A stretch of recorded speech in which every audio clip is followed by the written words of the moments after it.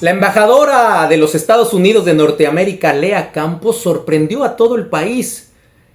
Se fue a un colmadón. Estuvo compartiendo, por cierto, en uno de mis colmadones favoritos de este país, La Venganza, en Don Bosco.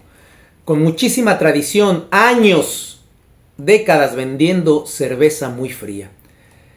La embajadora invitó a parte de su equipo de trabajo de la embajada y se fue a gozar.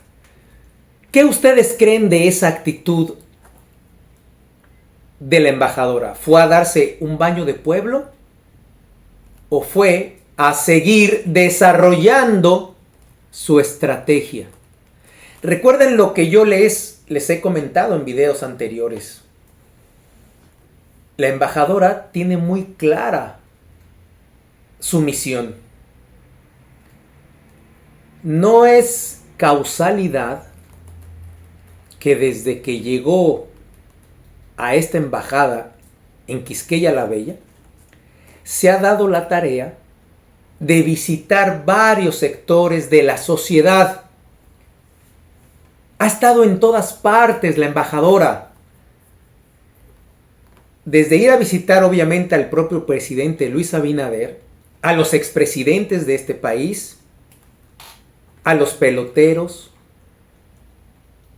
a los alcaldes, sobre todo el de Santiago, visitar las costas de este país, se ha reunido con líderes de la iglesia, se reunió con la plataforma, con nuestros amigos de Somos Pueblo, ha hecho un sinnúmero de visitas la embajadora. Y ahora remata, hace su clímax de estrategia en un colmadón. ¿Por qué? ¿Para qué? ¿Con el objetivo de qué? No se lleven ese cuentito de que se va a dar un baño de pueblo. La embajadora tiene una estrategia que tiene que cumplir. Recopilar información, manejar muy bien todos los sectores que conforman esta sociedad. Está averiguando algo, está escuchando, está poniendo oreja, está poniendo los ojos. Cómo se mueve, cómo se maneja la sociedad dominicana, por dónde entran, quiénes traen esas porquerías, para dónde y cómo, porque siguen sorprendidos los norteamericanos, señores. Quiero que entiendan muy bien eso. Desde que hicieron el decomiso de las 10 toneladas en Caucedo, sorprendió tanto que Marco Rubio, el segundo hombre más poderoso de esa nación, vino a los 2 días. Con carácter de urgencia se reunió con Luis Abinader y vino y puso al presidente de la DNCD como el nuevo zar antisustancias. El primer zar antisustancias que tiene este país en toda su historia. Y fue por eso. Cuando la DEA se desplegó en este país y que estaba en todas las costas y por todos los lados donde llegaba esa porquería, la embajadora se dio cuenta que a pesar de que el dominicano, que era el jefe de la DEA aquí, que lo metieron preso por unas cuantas horas porque había vendido algunas visas, algunos turnos, etcétera, etcétera, y después renuncia el DEA, el jefe del Caribe, etcétera, etcétera. A pesar de todo eso y del despliegue que tenían esos agentes y de los operativos que estaban realizando, a pesar de eso, esos empresarios de esas sustancias seguían ingresando esas porquerías a este país. Y la embajadora no sabía qué explicaciones darle a sus jefes, porque ¿y cómo es posible que lo sigan haciendo? ¿Cómo es posible que a pesar de todo el despliegue naval, militar y demás que hizo el gobierno del presidente Donald Trump en el Caribe para ir acorralando a Nicolás Maduro, y que a pesar de que ese ejército poderoso bombardeó a varias lanchas, seguían viniendo lanchas cargadas de esas porquerías que llegaban a costas dominicanas? Todavía la semana pasada, señores, en Caucedo, Ahí mismo, donde se decomisaron esas 10 toneladas, decomisaron 181 paquetes. Hoy todavía, ahí está la noticia, la DNCD con el Ministerio Público y otras organizaciones de inteligencia, en Puerto Caucedo decomisaron 48 paquetes. La semana pasada entró una lancha con muchísimos paquetes por Baní. Lo que pasó en Barahona la semana pasada. Pero esos agentes norteamericanos siguen. Entonces, ¿con qué seguridad? ¿Quiénes son esos poderosos que, a pesar de tener esa presencia militar y marina de Estados Unidos, siguen viniendo? Siguen entrando. Y la embajadora está muy atenta a eso. Acuérdense que la embajadora Lea Campos viene de una agencia muy importante de inteligencia del país norteamericano. Viene de la CIA.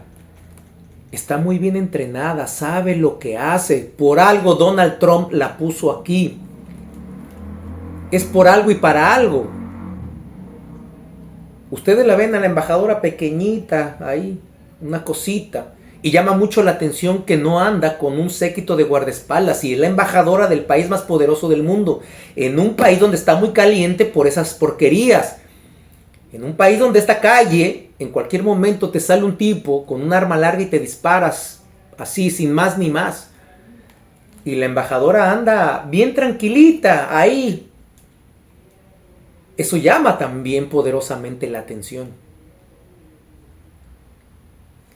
Yo quiero que ustedes compartan su pensar y me digan por qué y para qué estuvo la embajadora en la venganza, en ese colmadón. ¿Cómo lo toman ustedes? Al tener esta misión tan importante, los norteamericanos hacen un plan de trabajo, ellos no improvisan.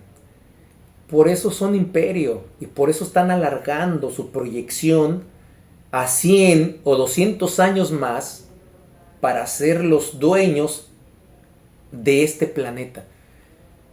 Y asaltar a cualquier país que de repente en estos próximos años se descubran recursos naturales. Si se descubre petróleo en algún país por ahí que no se sabía que había, allá van a llegar. Si se descubre litio, tierras raras, minerales, todo lo que se necesita para fabricar las baterías de los celulares, la tecnología, etc., los Estados Unidos no van a parar y van a asaltar, así como asaltaron Venezuela. Pero este país, al estar en una posición geográfica fundamental para que lleguen todas esas lanchas y otras cosas más que no nos dicen, pero lo peor que ustedes se imaginan, miren, simplemente en este país, en los últimos 6 años, han desaparecido inocentes, pequeñitos, han desaparecido. Nadie sabe dónde están. 231 o 241. Confírmeme bien, está la prensa ahí, ahora estoy confundido, pero son 231 o 241 que desaparecieron. Y todo eso se hace allá en Haití. En toda esa parte de esa isla se están cometiendo atrocidades de una forma que ustedes no se imaginan. Y se está generando mucho dinero con negocios de los más viles, de los más crueles. Por eso a Estados Unidos no le interesa remediar eso. Por eso no van a llegar los 5.500 agentes nuevos africanos a ese país.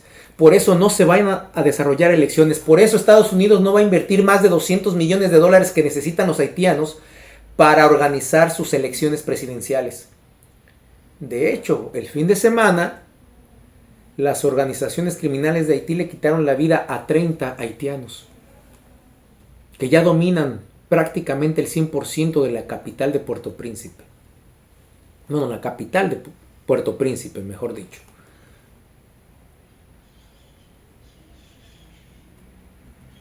Estas organizaciones criminales manejan el negocio, todo el comercio que está en la frontera entre República Dominicana y Haití. Las mismas autoridades haitianas dicen que eso está en manos de los haitianos porque eso les genera $100 millones al año. Estas organizaciones criminales manejan todos los puertos, todos los contenedores que vienen de Europa y de cualquier parte del mundo con ayuda humanitaria o como sea, más todas las cosas que mandan escondidas, las controlan esas organizaciones. Y son millones y millones de dólares. Todas esas porquerías que llegan allá, que vienen del Caribe, de Colombia, de Venezuela, de Bolivia, etcétera, de Perú, pasan por allá. Allá está la bodega.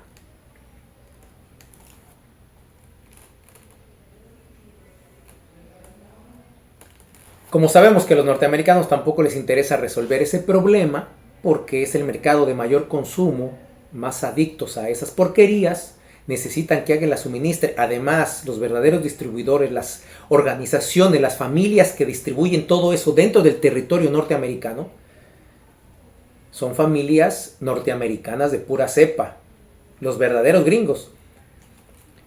Porque si hay una industria que genere miles y millones de dólares de ganancias al año, después de la industria farmacéutica, después de la fabricación de armas, es esa porquería.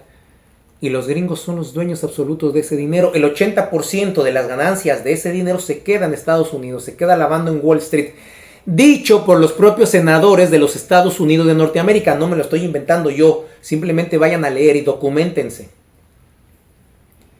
El otro 20% es lo que se reparten entre esos personajes mexicanos, colombianos, que las mismas inteligencias de Estados Unidos crean y los fomentan y los apoyan, y ahora entonces tú vas a hacer tal con todo y nombre y apellido y apodo para tener un pretexto de atacar esos países, para inventarnos que el enemigo es otro, no nosotros, no los propios norteamericanos. Es una estrategia muy bien implementada, parece un guión de película, pero es así. Es así. De otra manera no creces. Con el poder que tiene Estados Unidos, que ya lo demostró. Así llegaron por Maduro, así se lo llevaron como un muñequito de trapo en una operación de una noche de 2-3 horas. Entraron, ¡puac!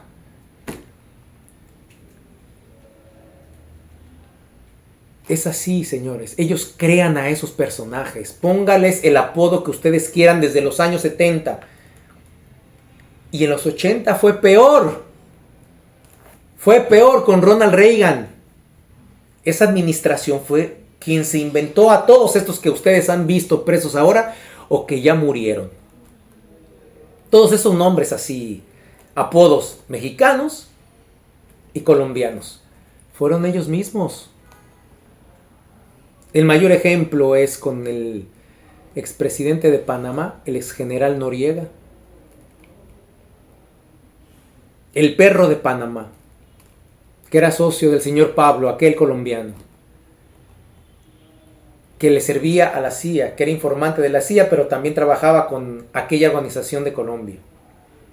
Y asimismo también fueron y lo sacaron como a Nicolás Maduro, pero esto fue más rápido. Esto fue en 48 horas. Ellos no se tardaron tanto como lo de Nicolás Maduro. Así que la embajadora tiene una estrategia que cumplir. Muchísimas gracias por llegar hasta aquí. Soy Fernando González, el Charro Bachatero. Nos vemos. Hasta la próxima.